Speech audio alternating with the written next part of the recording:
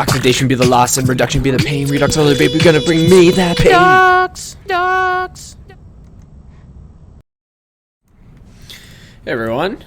So I'm going to try this video with some music on in the background. Let me know if you like that. I'm back with you here. We're going to talk about assigning oxidation numbers today.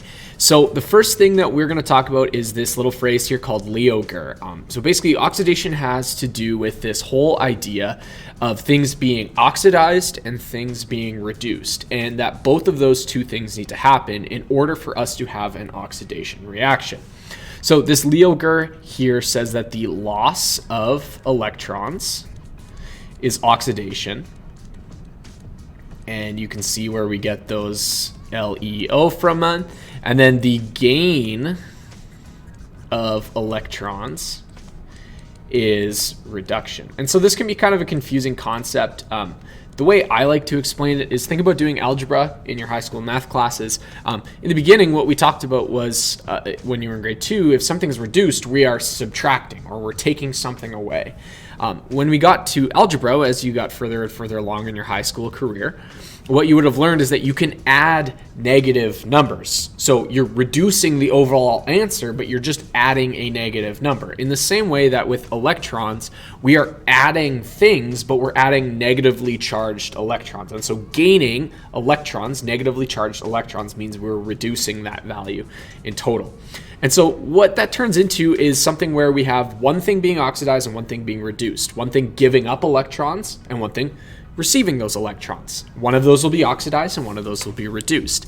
What we do within each of the compounds is we assign oxidation numbers to track or try to figure out which element or which compound is being oxidized and which one is being reduced. We would like to know where those electrons are coming from. When we talked about organic chemistry, those were increasingly important, that we wanted to know how one thing could react and transform and move electrons around to become the next thing. And so we needed to figure out oxidation numbers in order to do so. And so you can see here we have this water molecule here, and normally you'll know that we draw our water molecules like this. And so what we can see is that there are those extra electrons now on this oxygen. And so these sigma symbols here just show us what things have a positive charge, what things have a negative charge. And so you can see that each of these hydrogens are carrying basically a +1 charge. And this one oxygen is carrying 2 of these negative charges. So oxygen kind of has a -2 charge. Even though the overall compound of water is neutral, we know that it's neutral because these 2 +1 charges cancel out this -2 charge. And so that's basically the premise of oxidation numbers. So there are 6 different rules that we are going to talk about. Rule number 1 is that the oxidation number of a pure element by itself, not in an ion, is 0. I'm just going to pull up some of my examples to make sure that I'm giving you guys the highest quality content here. So let's say that we have Na, for example, sodium. Its oxidation number, we usually represent oxidation numbers just above the actual compound itself. So the oxidation number of sodium in this case would be 0. Let's say that we have a hydrogen. It's by itself. It would get a 0. Let's say that we have the diatomic hydrogen like this. Again, it's a pure element. It's by itself. It's a 0. As soon as we get something like this, though, this is now an ion because it has the charge. And so it would not gain the number of 0. And we'll talk about how to do those in this next example here. So in rule number 2. Rule number 2 says the oxidation number of a monatomic ion by itself or as part of an ionic compound is equal to its charge. So let's say that we had NaCl. Well, what we would know is that that came from a positive Na and a negative Cl. And so what we could do then is we could assign oxidation numbers to that, and we can say this Na has a +1 oxidation number and this Cl has a -1 oxidation number. Let's say that we had a bit more of a complex compound. Let's say we had Mg3N2. Well, the only place that this 3 would have come from is from the nitride ion, and the 2 would have come from the magnesium ion.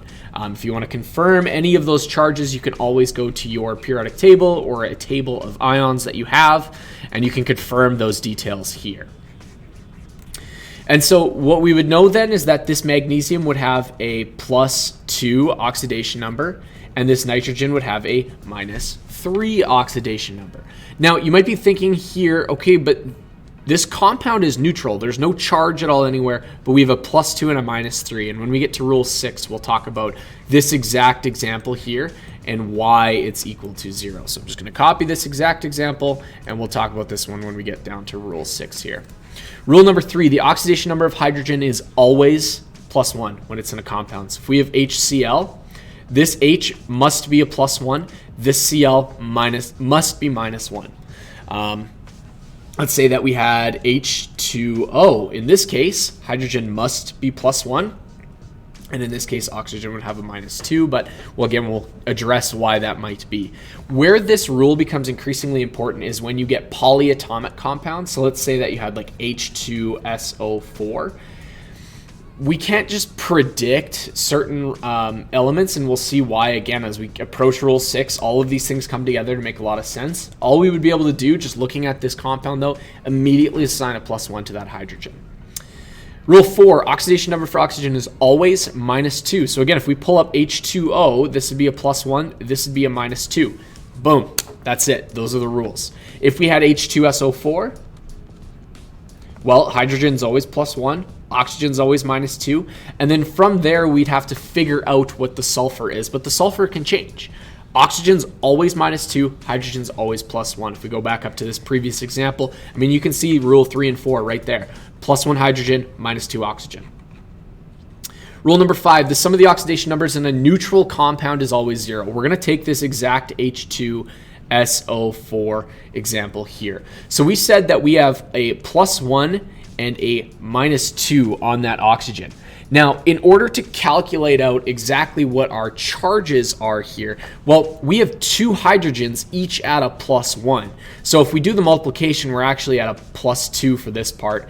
And then we have 4 oxygens all at a -2 charge. So we actually have a -8, a 2 times 4, or -2 times 4. And so what we do then is we said we need to predict what the sulfur is. Well, we know that this compound is neutral, and so this answer will be 0. And so the only number that we can assign to sulfur there is a +6. So in this case, we would be able to fill that value in for the oxidation number of sulfur and say that it is a +6. We had said this one down here, I had moved this one to rule 6. I meant to move it to rule 5, so we're going to cut and paste that. Oops. Let's see if we can't paste it down here somewhere. So we're here, boom. And we'll just move this up a little bit right there, boom. So when we were looking at this example previously, we said, well, we have a +2 and a -3. Well, that doesn't equal 0. That doesn't make any sense. But if you multiply the numbers out, you have +2 times 3 is +6. -3 times 2 is -6. We find out that actually does, in fact, equal 0. Where that rule changes is if the sum of the oxidation number in a polyatomic ion is equal to the charge on that ion. So let's say that we have HSO4 minus. Well, what we know here is that hydrogen's always +1, oxygen's always -2. So now we have 1 hydrogen. 2 times 4, we have a -8. And what we need to do is we need to plug in some number for the sulfur that'll make this compound equal -1. And so what we'll end up giving it is an oxidation number of +6. And so those are the 6 different rules of how you can predict oxidation numbers. They're fairly straightforward. A lot of it revolves around hydrogen and oxygen, and then sometimes there's some solving involved as well. But that is how to predict oxidation numbers.